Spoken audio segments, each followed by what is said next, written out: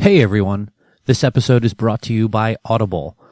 Get a free audiobook download of your choice and get a free month subscription to Audible by going to audibletrial.com/missspots. Choose from over 180,000 titles, including Chris Jericho's latest book, The Best in the World, At What? I Have No Idea, and Dusty, Reflections of Wrestling's American Dream. Hey, maybe you want something else. I got one of Nick Offerman's audiobooks, and he narrates it himself. It's hilarious. It's great. It's entertaining. Get any audiobook available that you'd like for absolutely no cost. It's free.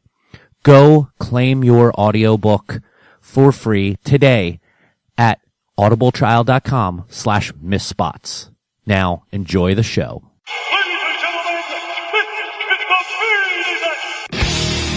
Time to play the game. Time to play the game.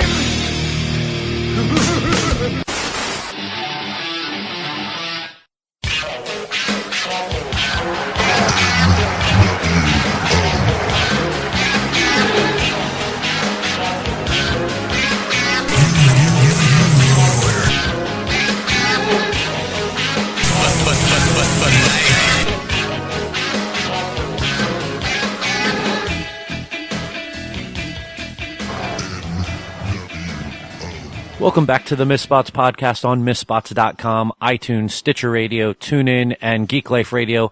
My name is Mike, and with me, as always, is the Mr. T to my Hulk Hogan. Here's Kevin. And Michael, do you know what fools I pity right now?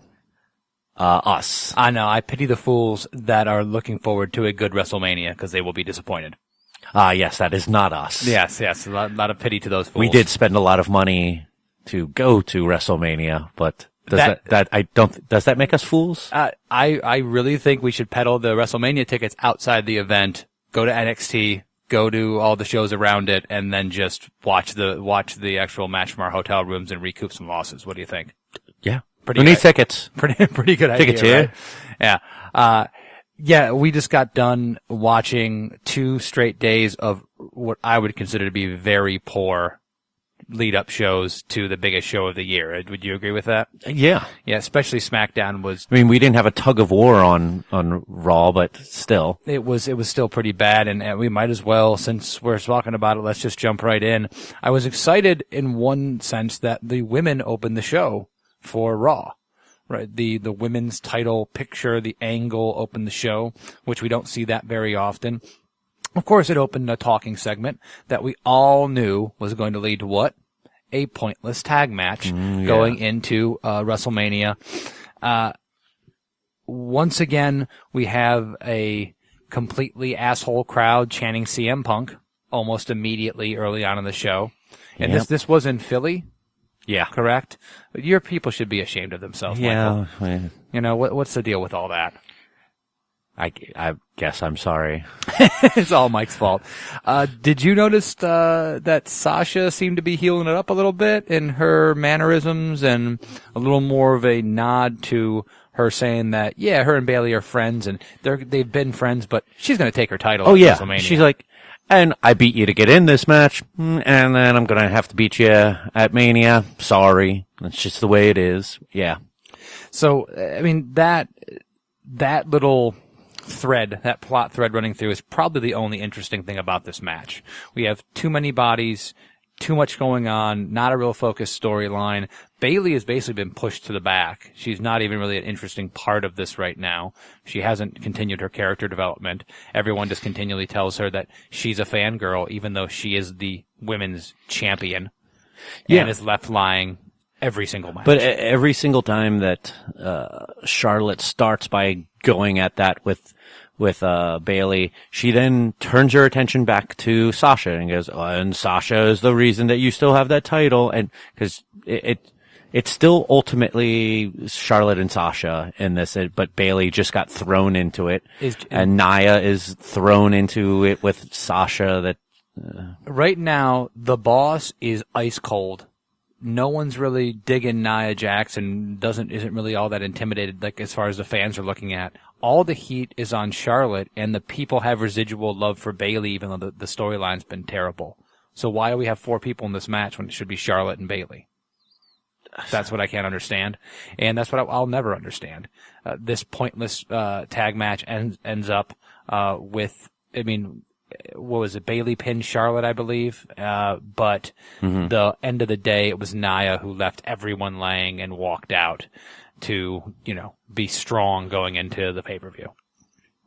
Yeah, I mean, it's just, it's so funny when you read things about Vince's mentality on wrestling and how much he dislikes tag team matches because it's too many people that he can pay less people to get the same sort of thing across, but yet here we are throwing people into matches all over the place on both shows. But this is the traditional lead up to a pay-per-view. I think WrestleMania should be different. I think that this should be drawn by individual storylines that don't have a necessity to have tag team matches. I can appreciate what they're doing with Sami Zayn and trying to juxtapose him against Stephanie McMahon, who is a hated authority figure, to try to make, first of all, put Sami on the show, right? That we have to appreciate. But trying to revamp and redo the Daniel Bryan storyline with Sami Zayn, I think is a disservice to Sami Zayn, because Sami Zayn is Sami Zayn and not Daniel Bryan. Do I have that correct? Is that the thing? Sami Zayn is not Daniel. But we'll figure this out eventually. Yeah. I need some math here. Apparently Sami Zayn is the only person in the entire company that cannot just announce himself into matches. No. Because everyone else did it. Naomi just did it on SmackDown, announcing herself in the women's match. So Sami announces himself, and Stephanie goes, "Oh, no, you have to wrestle to get onto the prestigious." Yeah, to do the same for the Rumble. Right, the prestigious Andre the Giant Battle Royal that we all know is such an important thing that it's on the pre-show again this year. And lo and behold, who does he have to wrestle? Well, KO. We've never seen that before. A brand new match. It's fresh. Why waste KO and Sami yet again with a dumb stipulation that, oh, by the way, if he loses, he's fired? So, is Sami going to win this match, Mike? And with your clairvoyance, when you saw this, what did you think? Was there any kind of tension in your mind? I picked up my Magic 8 Ball, and I asked it first because I can't come up with a decision of my own. And it said, ask again later. Oh, we'll see. And then I forgot to ask it again later. So I'm sure you were very surprised by what would end up happening down the road. Stunned. Yeah, uninspired writing is actually the response to that. That's why they would book this match together. That's why, even though they had their blow-off last year at Battleground, they're still in a match pretty much every 2 or 3 weeks against one another, because you can't keep two guys apart that could eventually feud. You know what? There's a possibility that Kevin Owens could be holding the U.S. Championship in the next, 5 days or so. You know who would be a really, really good feud for him for the title? A guy like Sami Zayn. You know who wouldn't be right now? A guy like Sami Zayn, because they have never let these guys get far enough apart from each other that the angle feels like it's ready to pick back up again. Mm-hmm. Uninspired writing, poor planning. And we just call that Raw, just in general. Austin Aries versus Noam Dar with Neville on commentary. I remember when Noam Dar came in, I was really excited about this cat. I thought he had a good moveset. He was interesting. He didn't look like anybody else. And I was really excited. And then I remember Alicia Fox. And then I just get sad. Do you ever feel that way when you think about Alicia Fox? Every time I think about Alicia Fox, I get sad or mad or hungry or... Those are the three basic principles there, the basic ideas. Austin Aries got some chants during this match. I think the crowd is behind him. Mm-hmm. I don't know if it's because it was a smart crowd in Philly. He hasn't been getting that kind of ovation everywhere he's gone. He has a lot of history in Philly from his Ring of Honor time. Okay. So it was a nice sign that he was getting that. I mean, Aries wins with the last chancery. Neville did an okay job on commentary. I think he's much better when he's not responding to other people, when he can just kind of go balls out and go straight forward. But that kind of stuff will come because the mic work he's been doing has been so good recently. Yeah, I was actually surprised that they This was a little lengthier than your typical cruiserweight I agree. Enhancement match. They gave Dar some offense in there, but still made Aries the focal point, made him look strong. And this is one of the matches of maybe less than a handful that am very much looking forward to at Mania right now. Absolutely, I agree with that. The contract signing between Hunter and Seth. Oh boy, so this is the second week in a row we basically get the same thing. We get a long-winded Triple H promo talking about the history between these two. Another good promo that could have been cut about in half and got the point across.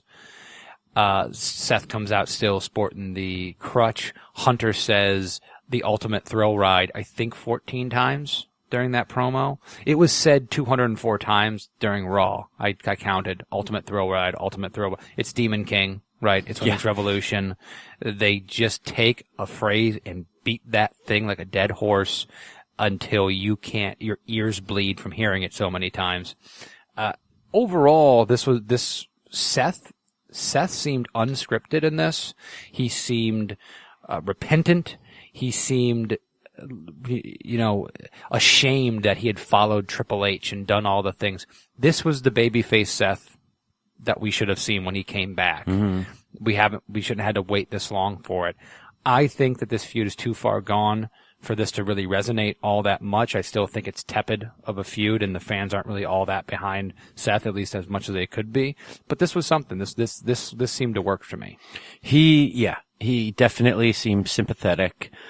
He hit a couple good notes, especially with this crowd when he mentions the Philadelphia National Guard Armory, which is where ROH used to put on shows. Mm-hmm. So, I mean, that just automatically is bonus points to that crowd. And his whole, I liked who I was before I came here, and talked up his kind of slight downfall and trying to find himself again and thinking that he found himself. It got me a little more into him. I dug it, but I agree with you that the Triple H portion of it could have been done much shorter amount of time. Especially with all the mic work he got last week.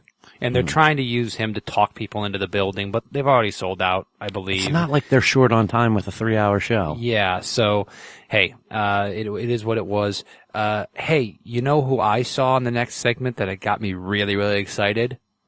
Bo frickin' Dallas. All right. I saw my boy Bo come out during what is the obligatory waste of time over the top rope challenge that starts with Big Show and Jinder Mahal and just ends with every single mediocre, underutilized, going nowhere player on Raw coming out to eliminate Big Show, and then Big Show dominating and beating them all up one by one like ninjas in a bad 80s movie. Strowman coming out was, okay, this might save the segment, but no, Strowman wants to wait to the Andre the Giant Memorial Battle Royal to really go up against Big Show. Did we need the over-the-top challenge before the Strowman-Big Show confrontation? Absolutely not. It does nothing for anybody. Could they have accomplished it with just a segment between the two? I think so, but then they wouldn't have had all that extra time that they wasted. Yeah, I mean, it's Battle Royal point of the year twice. Got to make Big Show look strong going into a Battle Royal. I feel like we say this every week, and it's in danger of becoming our ultimate thrill ride. But the fact that you've got guys like Samoa Joe and Sammy and Strowman, particularly Strowman and Samoa Joe, not even involved in matches for WrestleMania is just a shame, especially Strowman when he was so hot going into that Roman Reigns feud, and they just couldn't find something for him on the card. It's really disappointing to see that. I know it's a big bloated card. We're going to make plenty of jokes later on about the matches that are on the card that shouldn't be, and how it's going to be too long and tedious, but man, Strowman should have been in there somewhere. No, he was built up and grown from the ground up for so long, and then they just knocked him down. It's like they took a chainsaw to his redwood that took such a nice growth and just said goodbye to it in one stroke. And that chainsaw was Roman Reigns. Jack Gallagher and Neville have a nice little match. I mean, listen, Gallagher was involved in that cruiserweight title picture. He has a lot of charisma, but I'm glad that they're not going with a triple threat match. They're going with a straight one-on-one match at WrestleMania. These guys can put on an entertaining match together. I do take offense when, as Jack Gallagher opens up his umbrella to jump on Neville, Cole says, "This is what 205 Live is all about." Yeah. Well, maybe that's the problem, Michael Cole. Maybe the problem is that is what 205 Live is all about, and not about really talented wrestlers, wrestling. Neville wins. That's the end of that. Both Neville and Aries get their win, and don't have to have a conflict with one another. That was kind of actually refreshing. I'm fine with that. They didn't need to have a pull apart. They didn't need to be in a tag match against one another. This was a perfectly fine way to continue to build their feud. Mm-hmm. And it actually is at its probably best point going in until Austin Aries. I was wondering if you were going to actually touch on this. Until they have to obligatory throw him with New Day and have him dance and say Ultimate Throw Wide 7 times. This was them, the WWE writers saying, "See guys, he's with New Day, so you have to like him. He's cool now." Well, I don't know if that works anymore because New Day hasn't been cool for about 6 months. No. I'm surprised that they don't get into the, Ultimate Thrill Ride. Ultimate Thrill Ride. It doesn't really work, but we're going to do it anyway. That'll be the entire pre-show. They'll be doing that. Roman Reigns heads to the ring in order to act unlikable and by being unlikable, trying to get people to like him, which is, I believe, counterproductive. I say that, and then Roman does give one of the best promos I thought that he's done maybe in quite a while, maybe ever, where he was a pitch perfect heel. Yeah. He says that he can beat anybody, that he mentions a bunch of stars of the past. It's not their time anymore. It's his time. He mentions the crowd and winning the Royal Rumble, which he was booed out of the building in the building he was booed out of, which is definitely going to get boos from the crowd. He was pitch perfect, and it just shows me this guy could be the best heel in the business right now and be on his way to that mega stardom if they would just stop being so goddamn stubborn and go with his natural talents and abilities. What do you think of the stuff that's come out of Triple H saying that Roman is a heel? We're just booking him in a slightly different way. But when more than half of the crowd already hates him, that means he's a heel. Triple H knows better than that. Yeah, he's saying that does because sound like a cop-out. He's towing the company line, which is exactly what he should be doing in his position when they're never going to pull the trigger on this. Roman is just so much more natural when he's not trying to be liked. Mm-hmm. He's a more natural character. He's more comfortable in his promo. I guess maybe are you and I the only ones seeing this? I don't think so. I can't believe that the WWE isn't willing to go with the natural progression of that character. I think it was universally praised as one of the few good points of Raw. Sure. And it was, Undertaker's response was some really solid video editing work. I thought that was really impressive that the Undertaker, for a dead man, he's really good with, is there some kind of program on a computer? Video editing. I mean, he either uses Final Cut or Premiere. See, I was looking for Final Cut, but it would have been better. Can you go back and splice that in? That me saying the Final Cut instead of, and actually completing the joke properly? Taker's got a good job after he's done with this wrestling gig.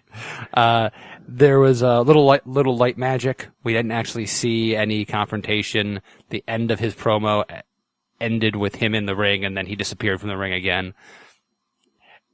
I think that this other than Roman's part of this, the rest of it was a little bit of a letdown because it wasn't like a big climax from working towards WrestleMania. It almost seems like the feud has seemed less important as it's gone by. Like the peak was when he eliminated Undertaker from Royal Rumble, and since then we've been ramping down, not ramping up. Yeah. Do you get that feeling too? I don't know about going down. It did at one point, but I think it's just kind of leveled off now. Flatlined. Yeah. Enzo and Cass are going to fight Anderson and Gallows again for some reason. I mean, they're going to fight the pay-per-view. Why are they going to fight again? Well, they weren't. This was all set up with a backstage attack earlier from Anderson and Gallows onto Cesaro and Sheamus. A ladder was involved because of reasons. So then Cesaro and Sheamus brought that same ladder for the same reasons out to, and this ladder was used many ways, shapes and forms during a hodgepodge of fists and bodies flying all over the place, basically setting up the ladder match that was then announced the next day.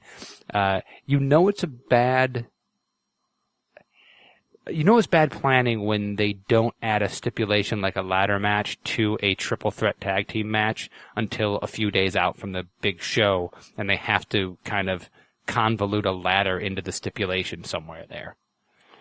Yeah, they've just been really piss poor on getting all the stipulations out there early and building off them. I mean, we found out that the women's fatal four-way was going to be an elimination match. On Monday. We found out about the ladder match on Tuesday. We found out about the women's match, I think, finally. I'm still kind of confused. They said it's a 6-pack challenge. Oh, did they? Okay. On Tuesday. They're waiting so long to get the details of this, as if most of the buildup has left us with bated breath, wondering, what's going on here? No, it's more like, what's going on here? It's a little frustrating. I'm interested to see what these guys can do in a ladder match. I think that you're going to see a lot of good stuff from Cesaro. Carl Anderson will have a couple good spots in there. Enzo will get thrown off of something because that's most of his offense is being thrown at people. The risk in these matches is always to go over the top and guys get hurt. We saw Sheamus get hit, I think, with the ladder, and he have a big laceration on his forehead. As I get older, I am less and less interested in these kind of matches unless there's a lot built to them and it feels like it works in the storyline. This is another tepid feud to me that doesn't really deserve a stipulation that's going to have that kind of brutality. It seems like it was added on because the match wasn't working. Or they just added it in because they're like, well, we don't have a Money in the Bank. We don't have a Intercontinental ladder match. WrestleMania needs to have a ladder match now. So obligatory WrestleMania ladder match. Tag team guys, you're in it. At least the titles are being defended on the show. Yeah. Or they're maybe looking for this to be an Edge, Christian, Hardys, and Dudleys thing here, but minus the tables and chairs. So that, but not that. Yes. Gotcha. Exactly. The Sami and KO match was exactly what a Sami and KO match is, especially when there's nothing really on the line. Now, yes, the Andre the Giant Memorial Battle Royal and inclusion by Sami is on the line. That's nothing. And he's going to get fired if he loses. No, he's not. So there's nothing on the line. I'm sorry. You don't throw a stipulation like that in an hour before a match and pretend that there's stakes to it, because there weren't. And of course what happens is Chris Jericho gets involved and Samoa Joe gets involved, and because of this distraction, because of KO, Owens gets rolled up, Sami goes off to lose and be eliminated probably by Braun Strowman in a pointless over-the-top battle royal, and KO looks like a fool once again going into a match with Chris Jericho. This doesn't do anything for me. You could take Kevin Owens, Sami Zayn, mace them, cover them in stakes, and put them into a bear pit, and they could still put on a great match between one another. We know this. We've known this since the dawn of their arrival in WWE, and we'll know this until the day they no longer wrestle. But it's silly to constantly be using those two just to further one of their storylines. You went over this. It's frustrating to have to see this potential to be one of the all-time best feuds in wrestling just being overdone and just treated like it's not important. Thrown out because they need to fill a segment, and that's what these matches have felt like recently. The last segment, the main event, is a Paul Heyman promo, and we've seen a lot of these over time. And Paul's great. Paul's always great. He always is entertaining. He always comes up with something interesting, a shot at the crowd that's really, really sharp, and it comes off the cuff. He is a master on the microphone. But we have seen it all before. The build to this match, and another one in my opinion, not a match I'm really that excited for, especially because it's probably going to be 4 minutes long. And unless Brock goes out there and throws Goldberg around like he did to John Cena a year or so ago, this is not going to be a fun match in any way, shape, or form. So I can't get behind it. I can just appreciate Paul's mic work. Yeah, that was really it. That's what I pretty much tweeted out at the end. Like, at least Paul's still really good on a mic, right? And then we get the last thing we see is another spear from Goldberg to Brock, where he looks like he sells the ribs like $1 million. Brock is one of the really underrated sellers in the history of the business, quite honestly. Mm-hmm. That guy sells like he's been shot with a gun. And he's willing to do that for pretty much everybody. He's done it for a guy as small as Seth and guys like 50-year-old guys like Goldberg who don't belong in the ring with him. Any thoughts on Brock being once again left laying? Is it just because he's going to go over? That's traditional WWE formula there. If you're left laying on the show before the pay-per-view, you're going over. Was it worth it even to do it? To have another time where Brock gets speared and Heyman looks terrified again? None of this has been worth it. And Mike has the best line of the entire show. If we titled our shows, that would be the name. I have started titling our shows, yeah. Okay, well then that's the title of the show. Okay. None of this has been worth it. That is the perfect title for the show, the go home show for WrestleMania. If you look at Raw, up and down the 3-hour show, which one of the feuds are you more anticipating, more excited for because of what happened on Raw? Just going down the card real quick.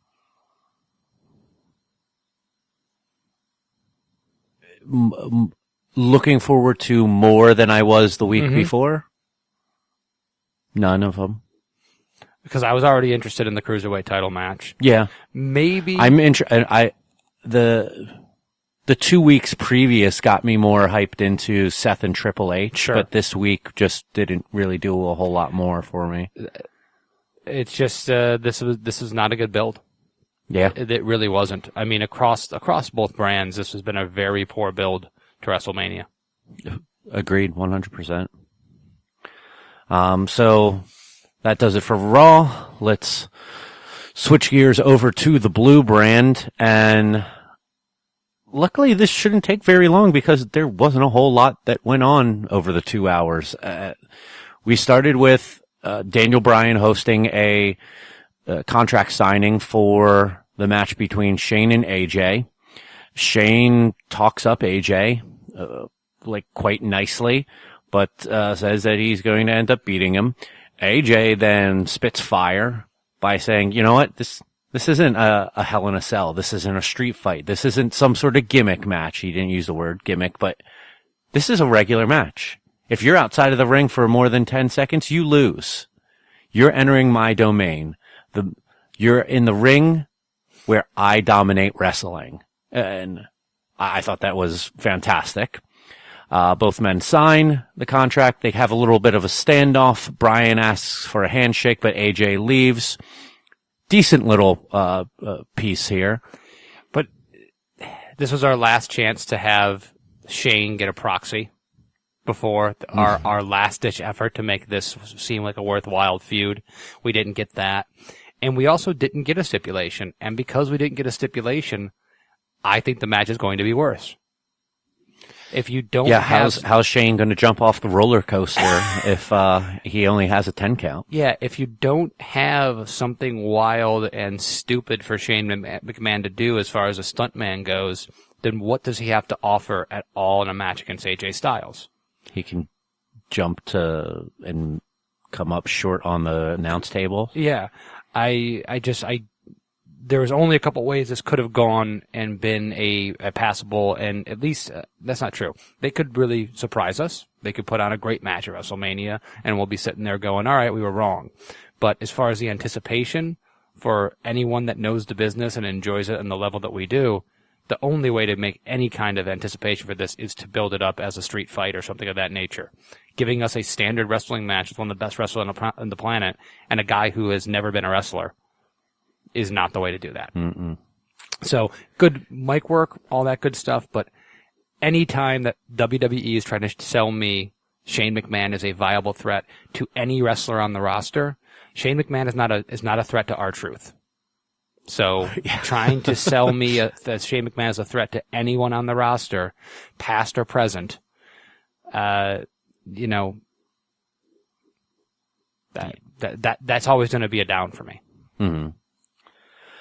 Then we had the beginning of a very long women's segment, which started as a singles match between Becky and Carmella with Alexa Bliss and Mickie James on commentary. And it really didn't take long before Alexa and Mickie couldn't get along and started fighting each other on the outside. And their fighting on the outside ends up going inside of the ring and leads to a disqualification. Pretty much exactly what happened last week, but they go to a commercial break and come back, and it's the Teddy Long special tag team match. We have, even though you technically have 3 heels, I believe, in this match, Mickie James was teamed up with Becky to take on the other heels. I wrote here stuff. Then Natty comes out mid-match. Oh God, I hope this isn't mid-match and more towards the end of the match. This would suck if this is mid-match. She goes on commentary, then ends up getting involved in the match. The baddies win after Ellsworth trips Becky, and then a brawl. Naomi comes back, clears the ring, announces herself in the match at WrestleMania to try to win the title back in her home city. And scene. This is the second week in a row that they've just ADD booked another overly booked, overly stuffed with people, a women's SmackDown Women's Championship picture that was at one point really, really focused on someone like Becky Lynch and Alexa Bliss and had some good things going on. They were building up a really good heel character in Alexa. Where has Alexa really been in this feud? Just another face in the crowd. Mm-hmm. No one in this feud is watching this going, man, I can't wait to see Alexa get shut up and her title taken from her.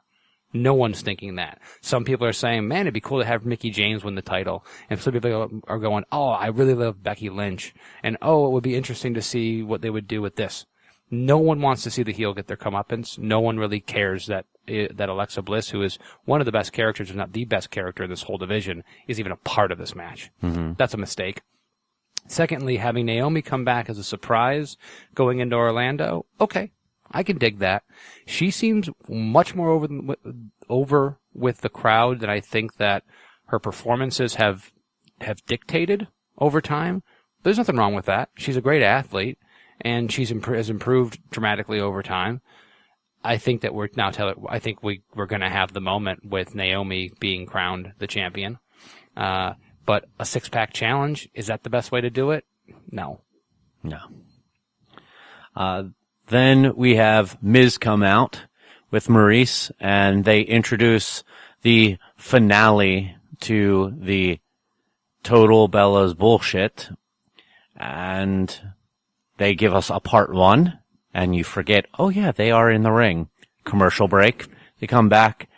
They do more of the shtick, but at the end of that second half of this mock thing, they break character, their characters in that, and they get back into being Miz and Maurice, and Miz cuts a pretty damn good promo on Cena, cuts to the core, and we go back to the ring, and John Cena comes out. John Cena delivers a promo that you would expect from him, hitting back on pretty much every point that was thrown out there, with little jabs in here and there. I believe he calls Miz a pussy at one point. He said a lot of things that were borderline, and then not pretty PG. much called them shit. Yes. And takes off all his clothes, not all of them, but takes off all his John Cena gear and offers Miz a free shot. And Miz and Maurice don't take them. They feign coming back, but then retreat again. And then Nikki talks. And it's like, oh, they kind of ruined that whole thing. And that's the end of that. By the way, opening segment, women's stuff, all of this. 1 hour and 15 minutes it took for those 3 segments. I mean, they're capitalizing on the small roster and really getting the most out of these segments. I'll tell you that. These Total Bella mock segments have been awful. A couple funny jokes here, I'll give you that. But for the second week in a row, all the Daniel Bryan stuff was so bad that it was almost unwatchable, like embarrassing to watch. The promo that Miz gave after they broke character, as you say, on the Total Bellas was wonderful. That is what this feud should have been about the whole time.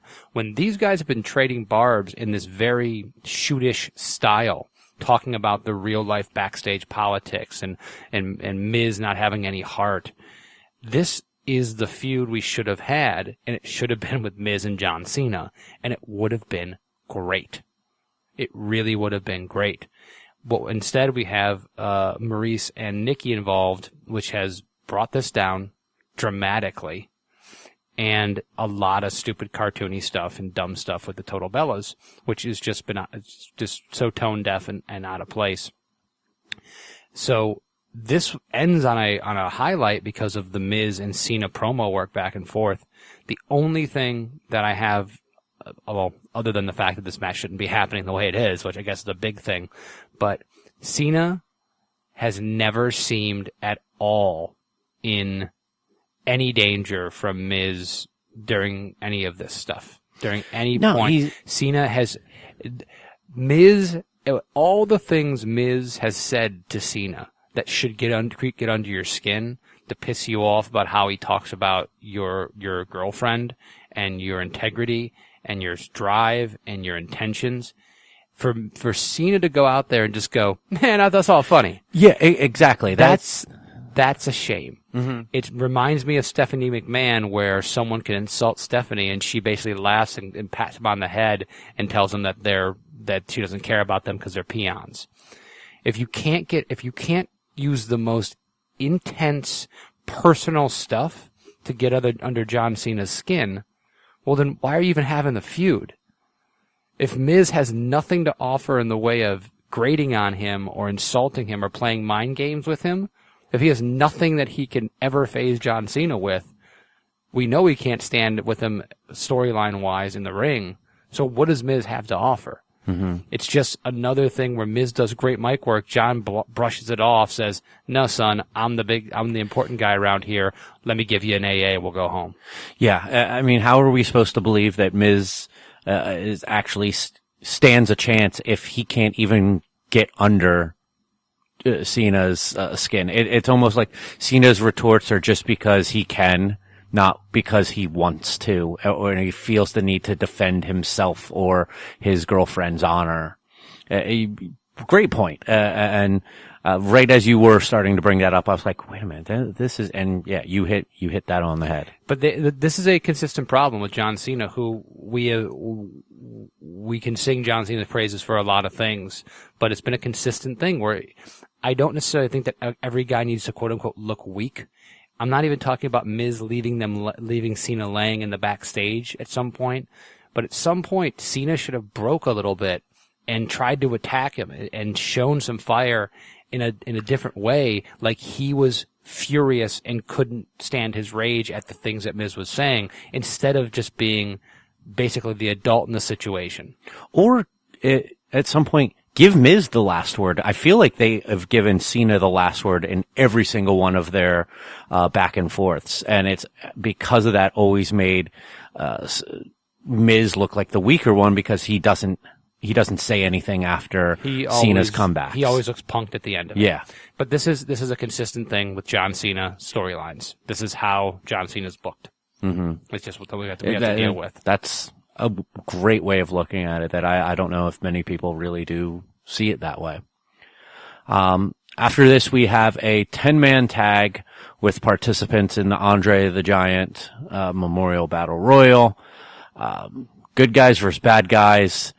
Your tag team champions, the Usos, and the most recent champs, who they just won the titles off of, American Alpha, are involved in this match and therefore involved in a battle royal at WrestleMania instead of a match for their titles. And this ends with Mojo winning it for his team. After just a bunch of stuff, who cares about this? Yeah. They take about 15 minutes to run down the entire WrestleMania card. That took a long time. And then we have the main event, Bray Wyatt versus Luke Harper, who coordinated their attires, probably inadvertently. Like, why didn't you tell me you were wearing the black tank top today?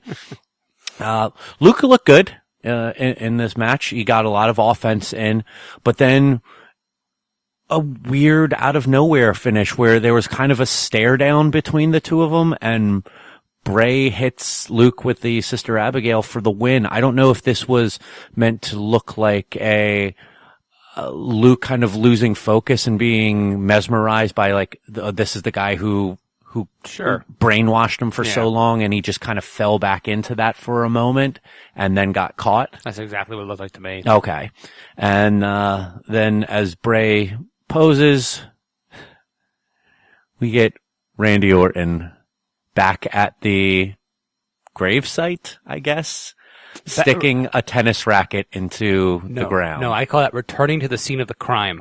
Yeah. That's what that is. It's returning to the scene of the crime, talking some nonsense about magical powers again, talking about taking this crucifix or whatever he called it and piercing the heart of Sister Abigail, and then another instant where a storyline about corpse desecration and burning, and then desecrating a corpse further, I guess, continuing to destroy the remnants of a body that's already destroyed, and then mentioning the WWE Championship it's the sea creature, right? That's what that is. That's Southpaw Wrestling Sea Creature. I'm going to further, it wasn't like they just used this to up the storyline and then it became more about wrestling. We go back to we have Bray bathing in ashes and Randy coming back with even more intense video editing software and magic going on, because as he pierced it, like red stuff came and light lit. This is just not for me. This is pure, utter garbage. I would be fine at this point with this match not being on the WrestleMania card. If they bumped it, I would be like, okay. They got bumped for Pitbull? Yeah, I would be okay with it. I have Lunch Money Lewis? I have no interest in seeing this match. The stakes, it just means nothing. It has nothing to do with the championship. It has to do with really stupid soap opera bullshit. This is like, it's like Dungeons and Dragons. They're making this shit up as they go. Yeah. There doesn't seem to be any real thought put into this. It's magic. Okay. They're letting Shane's kids write this segment. And then what happens next, little one? I should not be laughing hysterically and embarrassed while watching the last show before WrestleMania. And that's exactly what I was doing. Mm-hmm. So, yeah, that was the last shot on WWE's main television going into the biggest show of the year. Yeah. You can't, if I told you this a year ago and I wrote it out and showed it to wrestling fans, they would tell me that I had a serious drug problem, and that I should probably seek mental help. But we just saw it. And we didn't even see it on Raw, like involving The Undertaker. It was on SmackDown, which has been the better booked, more traditional wrestling show, and why it has been doing well and people have been invested is because of that. And yet these last couple episodes have just been spinning wheels with poorly booked storylines, not involving half the roster, and just being bad writing. Bad sophomoric writing. Bad writers. Stop watching Raw. Bad. All right. So that does it for the shows, leading up to this coming weekend. But let's talk about the shows this weekend. The two main ones, NXT Takeover Orlando and then WrestleMania. As of our recording time, for this, NXT Takeover Orlando only has 4 matches announced for it. So this should be relatively easy to go through. First off, we have the debut of Aleister Black, the former Tommy End from the Independents, taking on Andrade Cien Almas.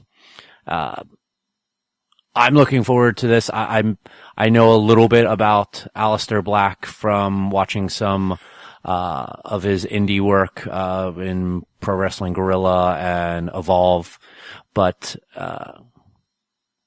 kind of curious to see what kind of character they build off of him here. Cien's been pretty standard baby or heel lately, ever since the kind of failed babyface run, beginning for him. So I think it's going to be a good match, but I'm not too built into it because we don't really know what the character of Aleister Black's going to be yet. These debut matches of having independent guys come in, these have been successful recently, and I think we'll see a really good match. I'll tell you one thing. I don't know if you have caught up anymore with NXT. We talked a little bit about it last week. Almas and Oni Lorcan put on one of the best NXT straight weekly episodic shows, matches I've seen in a long time. I mean, you would have thought this was like Shawn Michaels and The Undertaker with how many like kickouts and false pins and everything that we got. It was really, really good. I haven't seen that match yet. Oh man, you should watch it. The crowd was really behind it, and Almas has really owned this heel character of his. His mannerisms are great. He does an excellent job with it, and we haven't seen him really capitalize on it and get any momentum. And once again, he's going to be fed to a new guy and lose a match. It's fine. He's not going to be hurt by it because his character is getting over as a heel, to the point where he might actually in a month or so be ready for that babyface turn and put him back in the situation where they thought he would be when he came in, because his ring work is starting to get that kind of, wow, this guy's really good and this guy can put on a show. So interesting to see. I think this will be a little more of a back and forth. I don't think it'll be necessarily a quote unquote extended squash. I think Almas will get in some of the signature spots because NXT kind of doesn't do that very often. Especially on a takeover. On a takeover. So this should be a fun match. I mean, obviously I'm going with Aleister Black. There's no way he's losing his debut, not with all the vignettes and everything he's getting. Yeah, I am as well. I'm looking forward to it. But, we'll see what comes there. Triple threat tag team elimination match for the NXT tag team champions. The champions, Authors of Pain, defending against, the 2 previous champions, neither of whom has had their rematch as of yet. DIY, the ones who they dethroned, and the Revival. As much as I would love to see the Revival take this one because they're the best tag team on the planet as far as I'm concerned right now, I don't think that we're going to see that. I think that they're probably looking at a call-up soon. I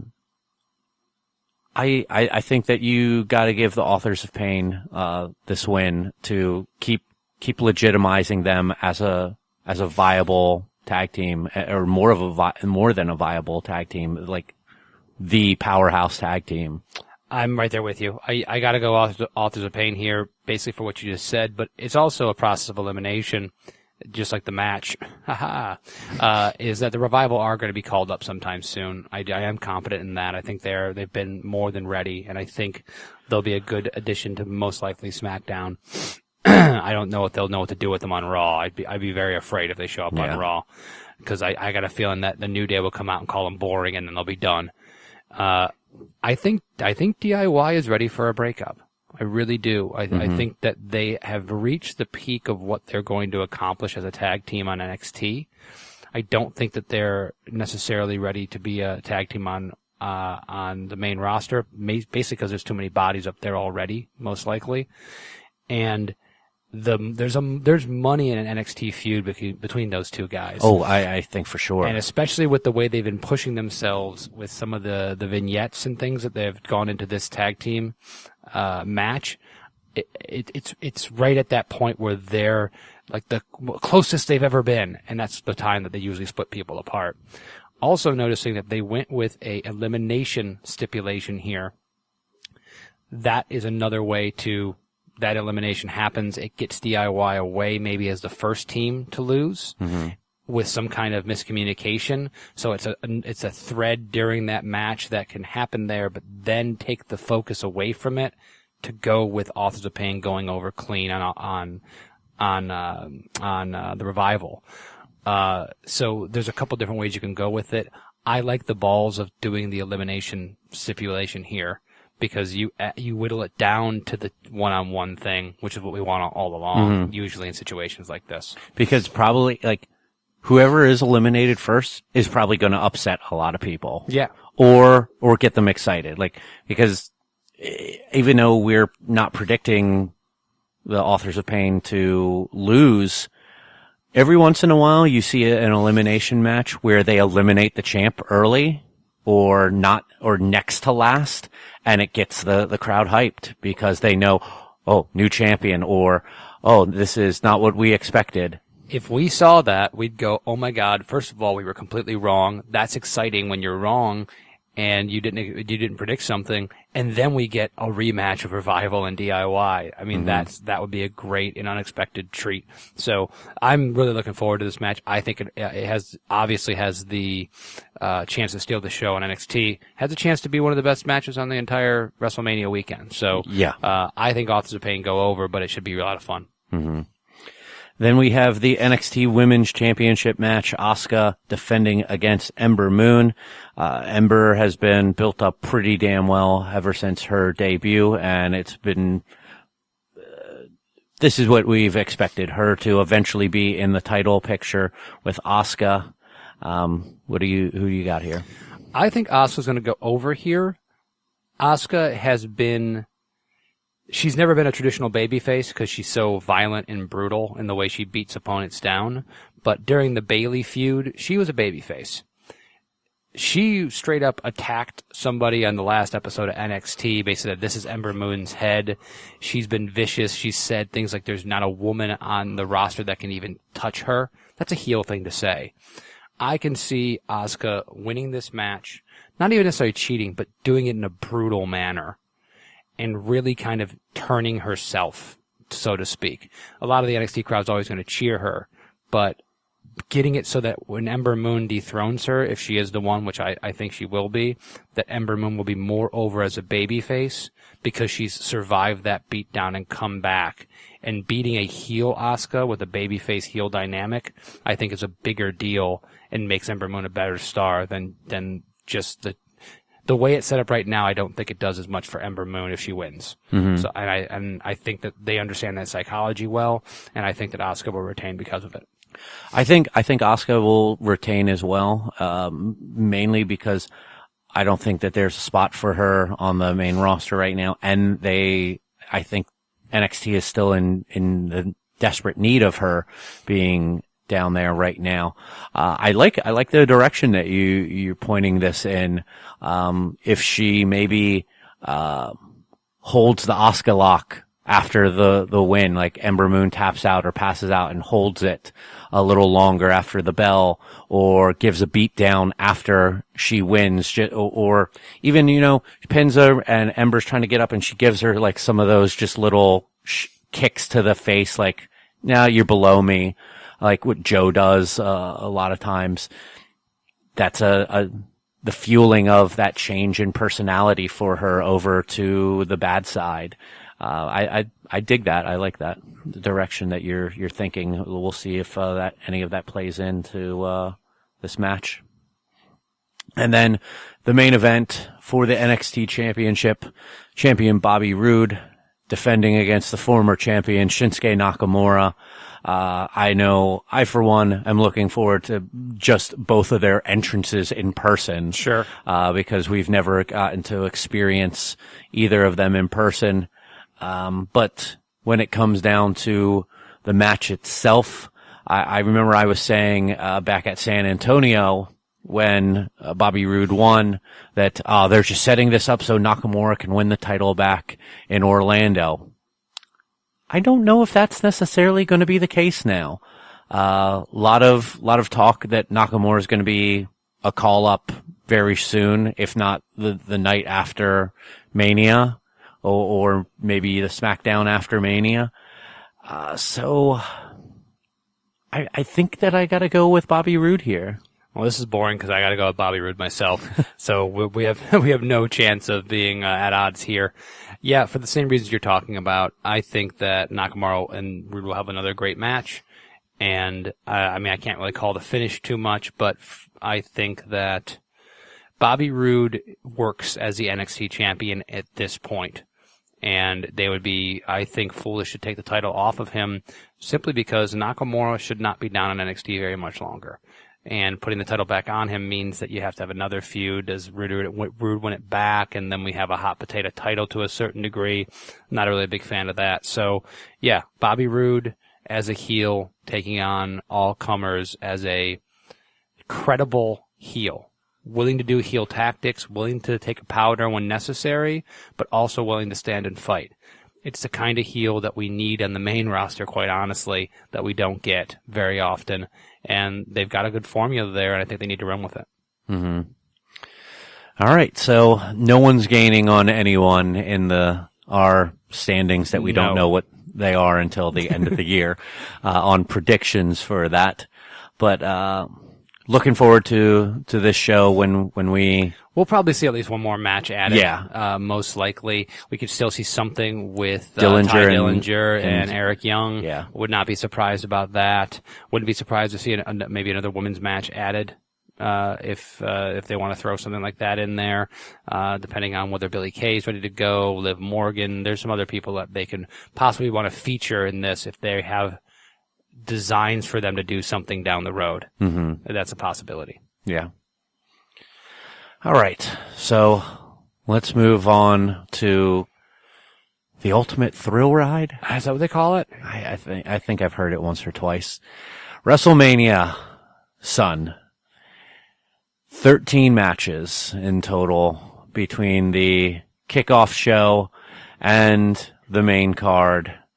It'll be a 9-hour fantastic event, culminating with probably a Pitbull concert of some sort. That's actually they're actually gonna make that the main event, I believe. I've heard rumors.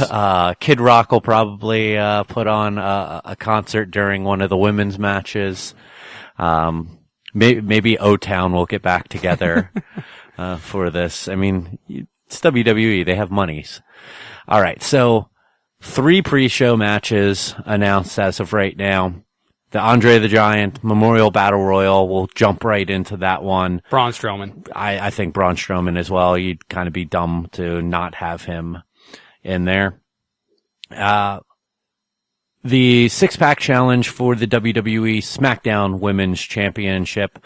Alexa Bliss defending against Becky, Natalya, Mickie James, Carmella, and Naomi. Naomi. She's the feel-good story. She's in Orlando. She didn't lose the title, and the crowd seems to be behind her. It's the right move because they don't have any other good moves in their pocket. But how feel good will it be if the stadium is nowhere close to being filled by the time they go on? And it's really hard to feel the glow when it's light outside. Yes. And I still don't really know what that means, but I'm getting used to it. I didn't even think about her entrance until you mentioned that, even though we were talking about Bray possibly having to come out in daylight as well. Yeah. I'll go with you there as well. It makes sense for having some sort of feel-good stories, which WWE loves to do for WrestleMania. Then the Cruiserweight Championship with Neville defending against Austin Aries. What do you think? I'm a little torn on this one. I think that Neville's been a very good champion recently, and I think that this story still has plenty of legs to it, and you don't need to have Aries win the title right away here, despite that would be a great moment. So I'm going to go with Neville retaining, maybe a nefarious means, foot on the ropes, or something along those lines. But I don't think it'll be a clean finish. Never. I am not willing to go against my gut just to oppose you, so I have to go with Neville. He's the most interesting person. Aries is a very interesting character right now as well in the Cruiserweight division, but Neville has been really, really good. And I think you do cut him off at the knees losing this title at this point in the reign. Now, WWE has shown that they don't care about any of that. No. Quite honestly. The Raw Women's division is evidence of that. And if we just look at last year's WrestleMania and the booking of it and things like AJ Styles and Chris Jericho, that story was set up for AJ Styles to win. He didn't. So there's a lot of things that I feel like sometimes they just go, well, this is the better story, but they think we're going to do it, so let's do a different thing. I still have to go with Neville. Yeah, gotcha there. Then the triple threat ladder match for the Raw Tag Team Championships. The Good Brothers defending against Enzo and Cass and Cesaro and Sheamus. Who you got here? Enzo and Cass. I think this is Really? Another one of those feel-good moments similar to the Naomi one. If they're not going to give us the other title with Aries winning, they'll put the baby faces there.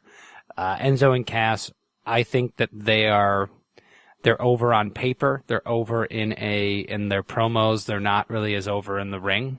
I don't think they bring the crowd to their feet like a really great tag team, like they should be doing, because they don't get to wrestle really great matches very often. And I think having this it being a ladder match, I think Cesaro and Sheamus are there because they'll make people look good. The club's there because they're the hated heels. Well, they're the tepid, hated heels. They're not walking out with those titles. I don't see them putting the belts back on Cesaro and Sheamus because they didn't seem to care about having the titles on them in the first place when they won them. So by default, they go with the feel-good story, Enzo and Cass. All right, I'm going to be different. I'm going to go with Cesaro and Sheamus. Anderson and Gallows, as talented as they are unfortunately placeholder champions, I think, right now. I don't think they're ready for Enzo and Cass. I think they might be a little apprehensive on pulling the trigger on them. But what wouldn't surprise me is if we have a title change here or no title change here, only for Enzo and Cass to win the titles on Raw. That would not be surprising. The next night. And by the way, I still think that Cesaro and Sheamus should have been the title holders going into WrestleMania. Mm-hmm. They were the most interesting story. They tend to get rid of the most interesting story for the least interesting story, because they were the odd couple that actually started working together and has worked together for a while now, and they weren't just there just to get into a feud with one another. They became kind of a no-nonsense tag team that just wanted to go out, get the titles, and get the job done. And they were up against a couple loudmouths who were just like, really, this is what you're going to... Okay, we're just going to kick you in the mouth. Yeah. And well, I'll tell you this. If if Cesaro and Sheamus win, I'll be mad that you picked the right one, but I'll be happy in general because that would be the outcome that I'd like to see. Moving on, let's go with the Intercontinental title match, Dean Ambrose and Baron Corbin. No stipulation to this match, just straightforward one-on-one match between them. I actually think that this is a match that could have benefited from having some sort of street fight thing added into it because both are excellent brawlers, and I would have loved to see what could have been between Dean and Brock with probably a more willing participant in Corbin. I think Baron Corbin wins here. So do I. This is another one of those Intercontinental Championship. Are they going to crown Baron Corbin? Never held a title before. For the starting to get his first real push on the main roster. Are they going to put that title on a heel at WrestleMania? If you look back through the history, we don't see that as often as we see a babyface triumph at WrestleMania. But for the top titles, yes. But even if you look down, there obviously it happens. It's not like it's a 75-25. Mm-hmm. But in general, you usually see the babyface triumph in title matches. I think it would be the right move. I don't think Dean should be in the IC. Necessarily to be in the IC belt picture, and he honestly has never been a very good Intercontinental Champion. He's held that belt a couple times and never really did much for it. Mm-hmm. I think Corbin can. I think Corbin can make that title his own. He can take on a group of guys like Apollo Crews or Kalisto again, and defend that belt and do it in a very cocky, braggadocious way where he's treating that belt like the biggest belt on the show, similar to what The Miz did. Mm-hmm. With the title, which I think would be great. I think this will be a really I think that the expectation is not high for this match going in with a lot of people. I think it'll be a fine match. I think Corbin's going to impress on the big stage. And were you surprised at all that there was no interaction with these guys this week on SmackDown? A little bit, yeah, especially by the lack of involvement that they had the week before with the forklift. Yeah. Distraction. And I think that they're dropping the ball on the build for this. I mean, we've talked about them dropping the ball on the build for a lot of things, but I think this is one that really hurts by the lack of build to it, because I think that they're going to put on a good match, and a bunch of people will probably be surprised by that. They'll be like, wow, we didn't expect that. Yeah, because they didn't do a good job building, but we knew that these two have talent. They're capable in of them. Doing it. And I think that this should be a bit of a stepping stone to Baron, and winning a title on this big stage would be good for him. Sure. And it doesn't hurt Dean, of course, at all. So let's do the other secondary singles title with the U.S. Championship. Chris Jericho defending against Kevin Owens. I think we both know what's going to happen here. Do we? Kevin Owens? Yeah. This is another one of those where the story is Kevin Owens is a bully that beat up his best friend. Jericho turned babyface, but Owens put him out, put him in an ambulance, really hurt him bad. So the redemption story is the babyface coming back to conquer the heel. But we all know Chris Jericho has to go on tour with Fozzy in a month or so, and it's probably taking some time away. So it's a little bit of a cheat, thinking that Owens is definitely going to win this title. Owens and the U.S. title at this point are a match made in heaven. Owens having gold is always a good thing. They were never going to let him run with the main title on that show for too long, because they don't know how to book him properly. Hopefully he can get back on that U.S. title, get rehabilitated, get into some really money feuds with some other people, and elevate that spot on the roster. You know, it's funny that Kevin Owens doesn't look right without a championship, in my opinion. He just looks so much better having a belt around his shoulder, around his waist. I don't know why, but he's just a person who I feel like I always like seeing holding some championship. He's a champ. He's one of the guys that is perpetually deserves to be around a title picture, because he's money. Yeah. Shane McMahon versus AJ Styles. I mean, this is one of those typical fanboy WWE things where I have to do the obligatory, if Shane McMahon wins, I quit. I cancel my subscription. I never watch again. Obviously, that's not true. I wouldn't do that, but it's that I'm that confident, that passionate. There's no way that AJ Styles doesn't win this match. And in honesty, if this is a wrestling match, AJ should beat him in 5 minutes with Shane throwing some really shitty looking punches, a couple knees that don't come anywhere close to connecting, missing an arrow maneuver because he can't jump that far anymore, and AJ hitting with a Styles class, laughing, and then walking away. That's what that match should be. Yeah. I don't know if they have it in them to book that sort of match. Right. But,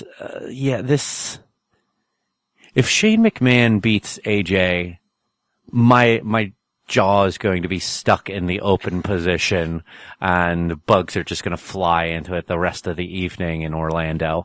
It would be like when Daniel Bryan lost in 18 seconds. It'll be like when The Undertaker lost to Lesnar. I'm just going to that didn't happen, right? Yeah. AJ has to win here. Has to. I mean, he should be winning against someone bigger and better, but AJ has to win. Agreed. John Cena and Nikki Bella against Miz and Maurice. Why does everything have to seem, as we're going down this, it's like, we all know what's going to happen. Like, I feel like this isn't even fun trying to do predictions when we're all going to pick the same thing. There will be a couple swerves in there, I think. I think the tag team title match, as we said, we picked different people. I think the IC belt could go either way. This can't. John Cena and Nikki Bella are winning this hands down. It will be, if it's competitive, it is because Miz did something to cheat and incapacitate John for a while. That's the only, or the other way, and Maurice has cheats on Nikki to get some heat on the heels before she makes a tag. The stipulation is garbage. These matches are never any good, and the power couple wins, and maybe John Cena proposes to her at WrestleMania, and then I die a little bit inside. You die a little bit inside? You're a happily married man. But I don't want to see this. I don't want to see that. Oh, okay. Okay. It was just one of those things that people have suggested as a possibility. Yeah. I don't want to see that part of anyone's life. I don't care. That's not my business. I hate when people propose at freaking sporting events. It's like, I just invited me and 25,000 of my best friends to go here and watch these people. I don't care about that. It's just, I want to watch a wrestling show. I want to see Miz and John Cena fight over personal issues. I don't want to see this spectacle. Fatal 4-way elimination match for the Raw Women's Championship. Bayley, Charlotte, Sasha, and Nia. I think I might be a little different on this one. Okay. I'm going to go Sasha. I think Sasha cheats to win and turns heel, takes the belt from her BFF, and that then is the match going through, or the feud going through the summer. Who do you think I was going to pick? Bayley. I don't think Bayley's going to walk out with this. Really? To me, it's either between Charlotte or Sasha. And I'm actually thinking Sasha myself. Jesus. For the exact same reason you're talking about. Especially with an elimination, she can turn on Bayley and get that elimination and eliminate Bayley early on, and to get some heat on her going through the rest of the match. Now, that's not a great situation because then you've got possibly three heels. Yeah. So you really should have, in theory, Bayley surviving through to the end, but being beaten down so bad that there's no possible way she can win. That would probably be the best story going through, and having possibly being with Bayley and Sasha being the last two involved. But yeah, I just don't know how much more storylines they have going on with Charlotte as a champion, with the way that they've booked her. With losing every single time she has a title match on TV, and then winning on pay-per-views, but having her streak broken on a pointless pay-per-view. I just don't know where else you go with Charlotte as champion, and I think that Bayley's been booked really, really poorly. So I was actually going to go with Sasha as well. Okay. Let's go to Undertaker and Roman Reigns. Roman Reigns has to win. You really think? I cannot see them pinning Roman Reigns. Okay. Are you willing to go with a dead man? I don't know. You're so confident in it, and it makes me feel like my wavering is misplaced. And how often has Roman Reigns been pinned cleanly in the WWE in the last 3 years? Twice. Yeah. Maybe 3 times. Is Undertaker going to cheat to win? Probably not. Could another feud be set up with someone jumping him from behind like Strowman and causing a loss? Yeah, but how often do Taker matches end that way at WrestleMania? Mm-hmm. Taker's also... he doesn't look good. No. This is not going to be a good match. He barely looks mobile out there. And if they're smart, this will be his last match. Because I can't see them setting up him and Cena again next year with Taker being another year older. Mm-hmm. So this is the way to get Taker done. If they're smart, Reigns will turn heel in a way during the match, and they'll embrace it, and they'll embrace him ending the Undertaker's career. They won't do that because they're the WWE and they're too damn stubborn, and they'll just have this passing of the torch moment where he'll pin Taker, Taker will stand up, they'll shake hands, Taker will take his bow, and he'll leave Roman Reigns to be the new big dog, chief of the yard. Chief of the yard. Sure. All right, I'll go with you on this. I didn't want to convince you. I wanted you to go with Taker, so I would be one up here. But I guess I just have to be honest. You make great arguments like you typically do. Seth Rollins and Triple H, non-sanctioned match. Seth, right? Seth. Yeah, this has been built since August. There has to be the blow-off, and Seth has to win the blow-off because he's been the one that's been wronged by Triple H. It's the only storyline that makes sense. A Triple H win here would be even more misplaced than him beating Sting. Was that 2 years ago now? Or was it last year? That was 2 years ago. 2 years. It would be even more misplaced than that, and I don't think I don't think that they want to do that. No. I at least hope they don't want to do that. And let's also hope that Seth debuts a new finisher. I feel like you got to get away from the pedigree. Well, maybe he puts him down with the pedigree to win, and then he moves on from that maybe on the next night on Raw or over the next couple of months or so. It would be fitting to have him beat Triple H with the pedigree. That is true. I can see that happening. Let me make sure I'm not missing anything before we get into the top 2 title matches. No. Bray Wyatt defending the WWE Championship against Randy Orton. Randy has to win this, storyline-wise. He doesn't have to logically. He's the worst human being in the world logically, and any person that cheers Randy Orton right now is a sociopath. Other than that, Randy Orton is a clear favorite in this match. I'll be different here, and I'll say Bray retains. Man, do I hope you're right. Oh, okay. This is the second match that we just disagree on, and the second time that I really hope I'm wrong. But Randy will go over here, and it'll be a competitive match, but Bray's not going to look good. Bray never looks good at WrestleMania. No. This would be 4 or 5 years in a row that he lost to Cena. He lost to Taker.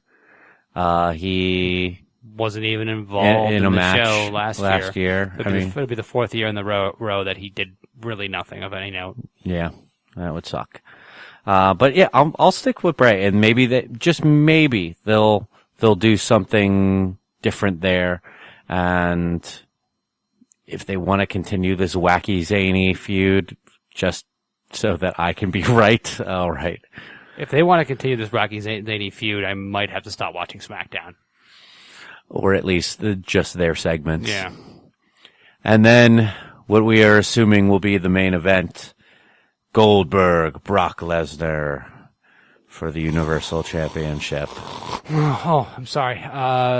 We'll have to tell the people sitting around us, okay, just wake us up before you go. No, I won't even have time to fall asleep in a 2-minute match. Yeah, that's true. Brock Lesnar, Goldberg's gone. There's no way he's going to continue to wrestle. His body's beat up. He can't work. He can't really bump. He's a liability in everything but his name. And the mystique is already worn off. People are already itching to see Lesnar beat the hell out of him. And Lesnar will be around more often. And maybe one day they'll transfer that heat that he got from beating The Undertaker. Yeah. It'll be 6 years from now, but one day they'll do that. So, yeah, Brock has to go over. Yeah, I'm with you. I'd like to think that there's something else to this show to finish it off.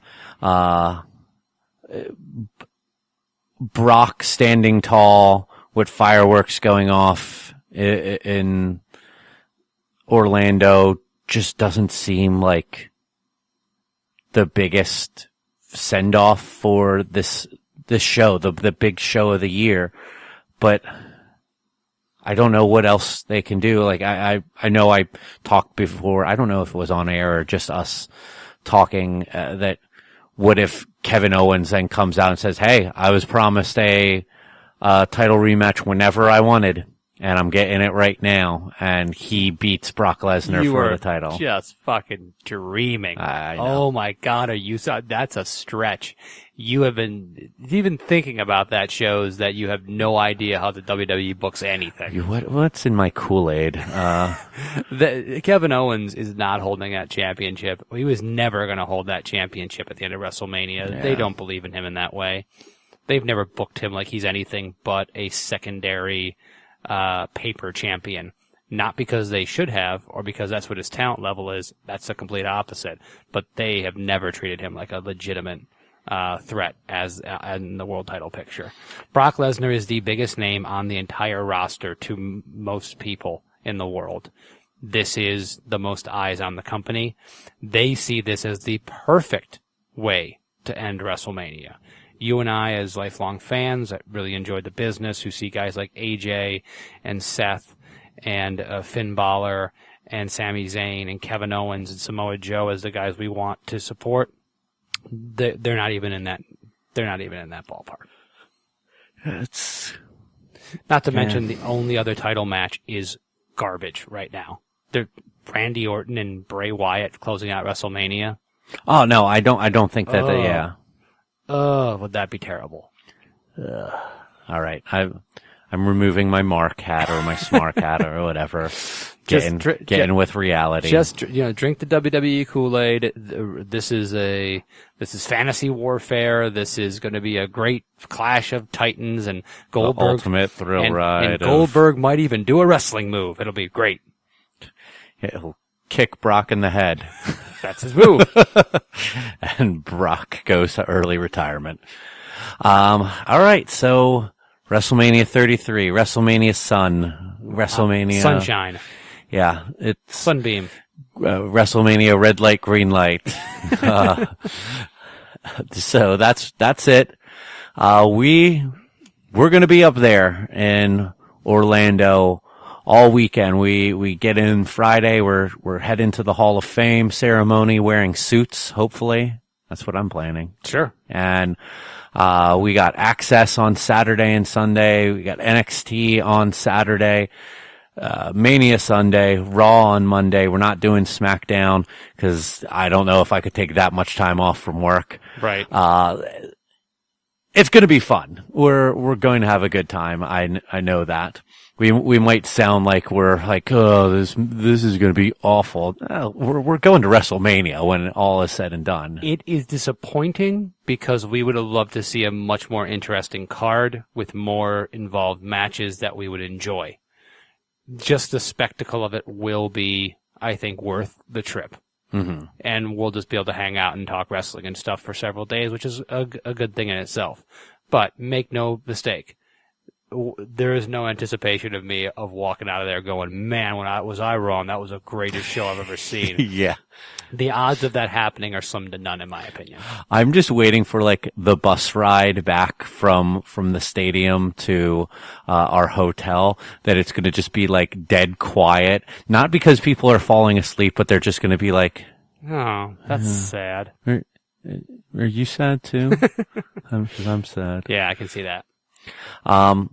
But be sure that you follow us on social media if you don't already, because hopefully throughout this whole week we'll be posting a lot of stuff on Twitter, on Instagram. Both of those you can follow us at Miss Spots. We'll hopefully get some stuff up on Facebook as well.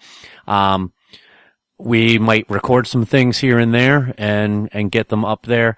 Only way to know for sure is by following us on all of our social media accounts. And then we will have a big breakdown episode next week of all of the festivities, the events, the results, and see how much we're in love or in heartbreak over this industry that we love to watch so much. Always find those every Thursday on iTunes, Stitcher, Google Play Music, TuneIn, or on our website, missspots.com or misspotspodcast.com. Kevin, anything else you want to add? No, sir. Let's get this thing done. All right. We'll see hopefully some of you in Orlando. If not, we'll talk to you next week. Good night and good wrestling.